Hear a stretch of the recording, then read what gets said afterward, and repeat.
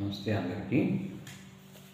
ఇప్పుడు మీ ముందు ప్రేగులు వాటి కథ టాపిక్ బై డాక్టర్ మత్తిన సత్యనరాజు గారు. సుఖ జీవన సోపానాలు 7వ నంబర్ ఉంది. దీని గురించి తెలుసుకున్నాను. బాగుంది, ఇంపార్టెంట్. మనలో చాలామంది శరీర అవయవాలు లోపల ఎలా ఉంటాయో, అవి ఏ పని చేస్తుంటాయో, అందులో జరిగే మార్పులు మొదలైనవి అసలు తెలియదనే చెప్పాలి. ఎందుకు? అవి తెలియకపోయినప్పటికీ వాటి పని అవి చేసుకుంటూనే పోతాయి. ఈరోజు మనం వాటి గురించి ఎక్కువగా తెలుసుకోవాల్సిన అవసరం వచ్చింది. ఏం చేతనంటే, మన శరీర అవయవాలను వాటి పని అవి సక్రమంగా చేసుకునే విధంగా ప్రతిరోజు మనం జీవించలేకపోతున్నాం. మన జీవన విధానం వాటికి అనేక రకములైన ఇబ్బందులు కలిగిస్తుంది.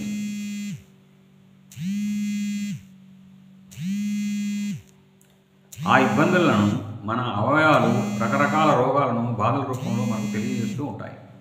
అవి మనకు అందించే ఇబ్బందులను బట్టి మళ్ళీ ఆ తప్పులు చేయకుండా ఉంటే వాటి పని తీరులో ఏ మార్పులు రావు. అవి ఎన్ని రకాలుగా మనకు విన్నవించుకున్నా వాటి గోడు మనం వినిపించుకోవడం లేదు. చివరకు చేసేది లేక సరిగా పనిచేయలేక మొండికేస్తుంటాయి. శరీర అవయవాలు ఆ స్థితిలో ఉన్నప్పటికీ కూడా మనకు గుణపాఠం కలగడం లేదు. ఎప్పటికైనా అవి నేర్పే పాఠాలు మనం వినక తప్పదు. ఆ పాఠాలు వినకపోతే రోగాలు పోయేది లేదు, బాధలు తగ్గేది లేదు, మనం జీవితంలో సుఖపడేది లేదు. మనం జీవితంలో సుఖపడాలంటే ఎప్పటికైనా శరీర అవయవాలకి మనం సహకరిస్తూ వాటికి అనుకూలంగా ప్రవర్తించాలి తప్ప వాటి మంచి చెడు చూడకుండా అశ్రద్ధ చేస్తూ పోతే మనకు లాభం ఉండదు. ఇప్పటి వరకు అయినా అశ్రద్ధ ఏదో అయింది. ఇప్పటికైనా మనం మనస్సు మార్చుకుంటే ఏ ఇబ్బందులు రాకుండా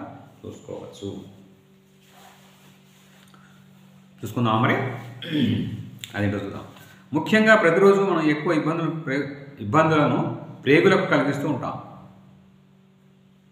రకరకాల ఆహార పదార్థాలను ఎప్పుడు పడితే అప్పుడు తింటూ, ఎప్పుడు పడితే అప్పుడు నీరు త్రాగుతూ, సరిగా విరేచనానికి వెళ్ళక మలాన్ని ప్రేగుల్లో నింపుకుంటూ జీర్ణకోశాన్ని పాడు చేసుకుంటూ ఉంటాము. అందరూ కాదు, చాలామంది. లోపల ఏం జరుగుతుందో తెలుసో తెలియకో ఇంతకాలం జీర్ణకోశానికి మలకోశానికి ఎన్నో ఇబ్బందులు కలగజేశాము.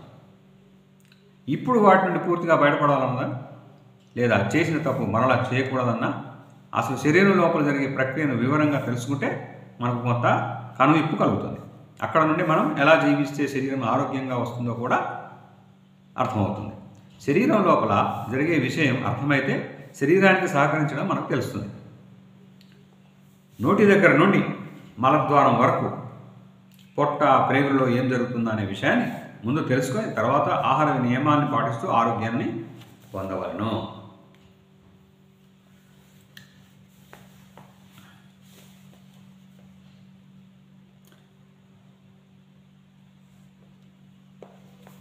ఇక్కడ ఇచ్చాడు చూడండి.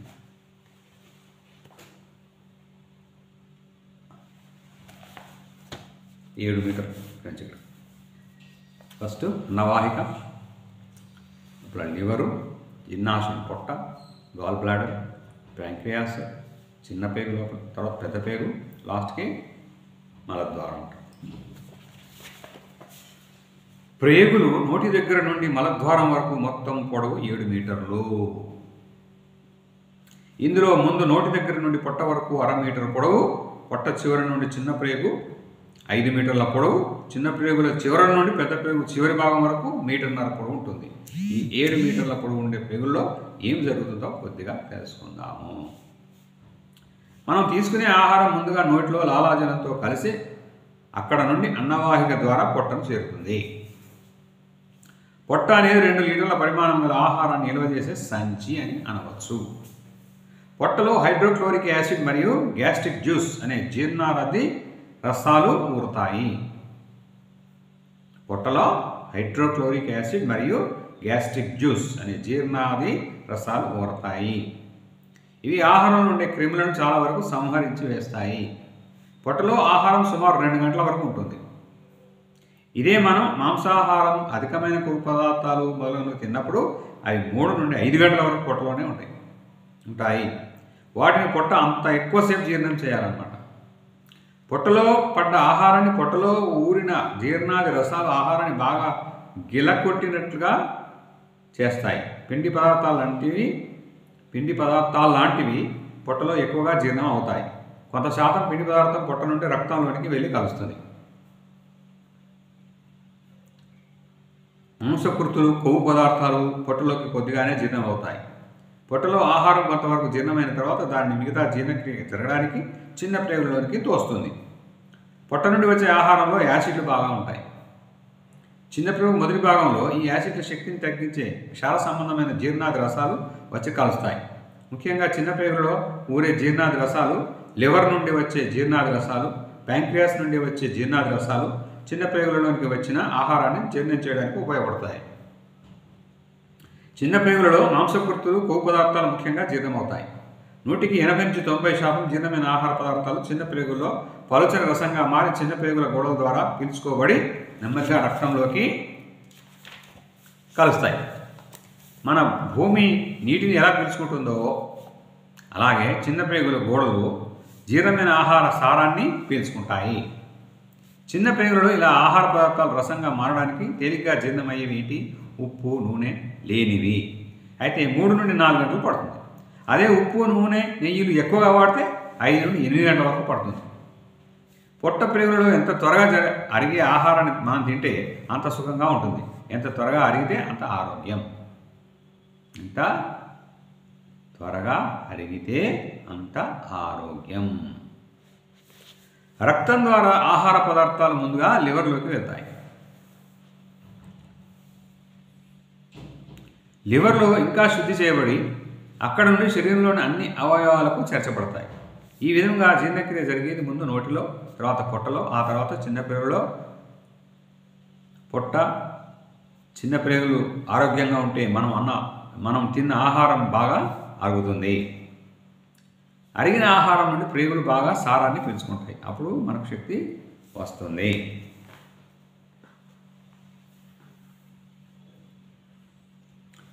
పెద్ద ప్రేగు.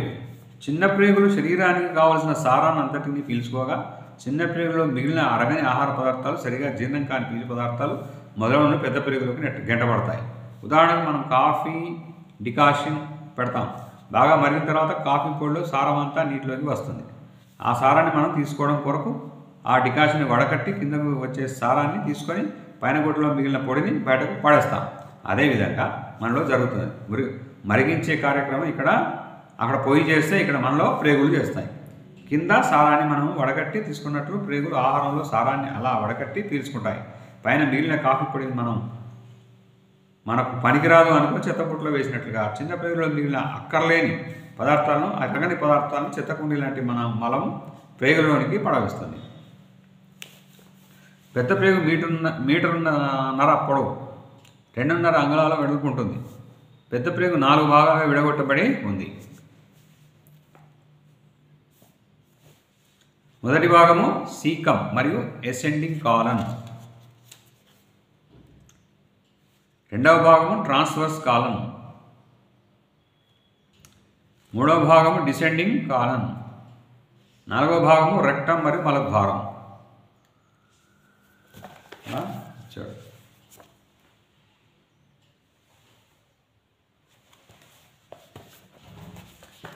పెద్ద ప్రేగునే మలం ప్రేగు అని, మలాశయం అని కూడా అంటారు. పెద్ద ప్రేగు లోపలి భాగం అంతా జిగురు పొరలు ఎక్కువగా ఉండి ఎక్కువ జిగురును ఎప్పుడు ఊరిస్తూ ఉంటాయి. ఈ జిగురు కారణంగా మలం ప్రేగుల గోడలకు అంటుకోకుండా త్వరగా ముందుకు జరిగి వెళ్ళడానికి పనికి వస్తుంది. చిన్న ప్రేగులలో నుండి అరగని అక్కరలేని పదార్థాలు మలం ప్రేగులలోనికి వెళ్ళడానికి మార్గం ఉంటుంది.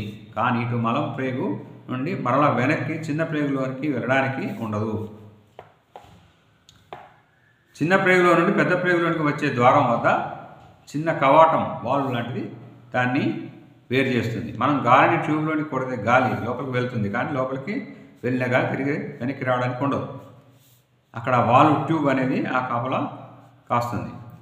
మన ప్రేగులో కూడా అదే జరుగుతుంది. చిన్న ప్రేగుల నుండి వచ్చే వ్యర్థ పదార్థం ఈ వాల్వ్స్ నుండి దాటి మలం ప్రేగులలోని జ్వరపడిన దగ్గర నుండి ఆ పదార్థం మలం పదార్థంగా పేరు మారిపోతుంది.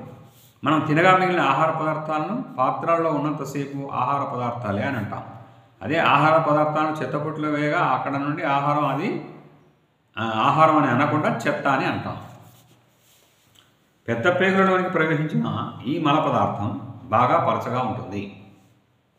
అందుచేత తేలికగా పెద్ద ప్రేగు మొదటి భాగంలోనికి ప్రవేశించగలుగుతుంది. చిన్న ప్రేగు పీల్చుకోగా ఇంకా ఏమైనా మిగిలి ఉంటే ఆ ఆహార పదార్థాలు ఇక్కడ పీల్చుకోబడతాయి. ఈ భాగంలో ప్రేగుల గోడల్లో రక్త కణాలు ఎక్కువగా ఉంటాయి, పీల్చుకోవడానికి అనుకూలంగా ఉంటాయి. చిన్న ప్రేగులలో కొంతవరకు నీరు పీల్చుకోబడుతుంది. మిగిలిన నీటిలో 70-80% వరకు ఇక్కడ పీల్చుకోబడుతుంది. దీనివలన మల పదార్థం చిక్కబడుతుంది. ప్రేగులకు ఉండే తరంగ చలనం పెరిస్టాల్టిక్ మూమెంట్స్ వలన ఈ మలం పెద్ద ప్రేగులో ముందుకు పెట్టబడుతూ ఉంటుంది. ఈ విధంగా మొదటి భాగంలోని మలం రెండవ భాగం నుండి జరుగుతుంది. మలం ఈ విధంగా ముందుకు జరగడానికి ప్రేగుల గోడల్లో ఊరే జిగురు సహకరిస్తుంది. అక్కడ నుండి మెల్లగా మలం మూడవ భాగం నుండి ప్రవేశిస్తుంది. ఇక్కడ మలం యొక్క ఒత్తిడి ఎక్కువైనప్పుడు మనకి విరోచనం వెళ్ళాలన్న కోరిక కలుగుతుంది. మనం వెళ్ళడానికి సిద్ధపడినప్పుడు మలం నాలుగవ భాగంలోనికి వెళ్ళి వెంటనే మలద్వారం ద్వారా బయటికి వస్తుంది. ఈ భాగంలో మలం ఎప్పుడూ నిల్వ ఉండదు. మనం వెళ్ళే ముందు మాత్రమే అందులోకి చేరుతుంటుంది. అందులోకి చేరిన వెంటనే మనం ఈ మలాన్ని ఆపుకోలేము. నాలుగవ భాగంలో ప్రేగుకు నరాల సరఫరా ఎక్కువగా ఉంటుంది. అందుచేతనే విరేచనం గట్టిగా వెళ్ళినప్పుడు నొప్పి కలుగుతుంది. మొదటి 3 భాగంలో నరాల సరఫరా తక్కువగా ఉంటుంది. అందుచేతనే దాని నిండా మలం కేజీల కొద్దీ నిల్వ ఉన్నా మనం తెలుసుకోలేము. ఆ భాగంలో ప్రేగులకు ఏదైనా ఇబ్బంది కలిగినప్పటికీ మనకి అనుభవంలోకి రాదు.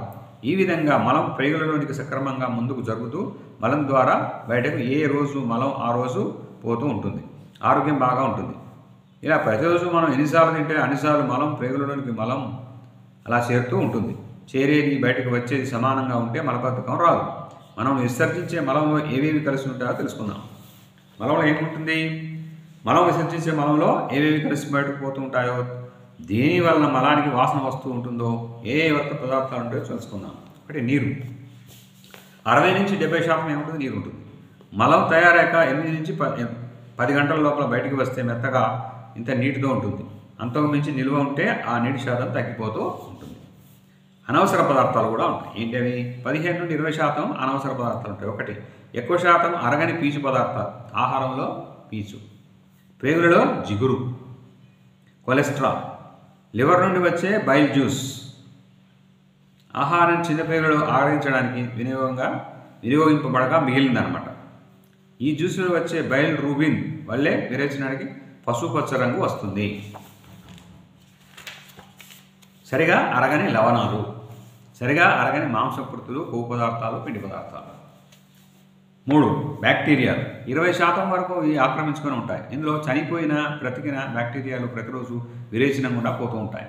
ఈ బ్యాక్టీరియా మలంలో కలిసి రావడం వలన మలానికి కొద్దిగా దుర్వాసన ఉంటుంది.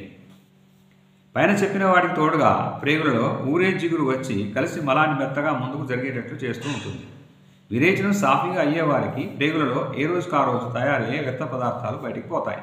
విరేచనం కాకపోతే ఇవన్నీ లోపలే నిల్వ ఉంటాయి. ఆహారంలో పీచు పదార్థం వీటినన్నింటినీ కలుపుకుంటూ తోసుకుంటూ ముందుకు వస్తుంది. నీరు బాగా త్రాగేవారికి ఇవన్నీ పలసగా ఉండడం వలన త్వరగా జరుగుతాయి. పీచు లేని ఆహారం, మాంసాహారం, కృత్రిమమైన ఆహారాలు తీసుకుంటే మిగతా వ్యర్థ పదార్థాలు ప్రేగుల నుండి బయటికి త్వరగా సరిగా రావు. దీంతో దీర్ఘరోగాలు వస్తాయి. దిస్ ఈజ్ అబౌట్ ప్రేగులు, వాటి కథ. ఇక ముందు మిగతా ప్రేగులలో ఉండే రోగ నిరోధక శక్తి చాలా ఉన్నాయి చూద్దాం. Thank you.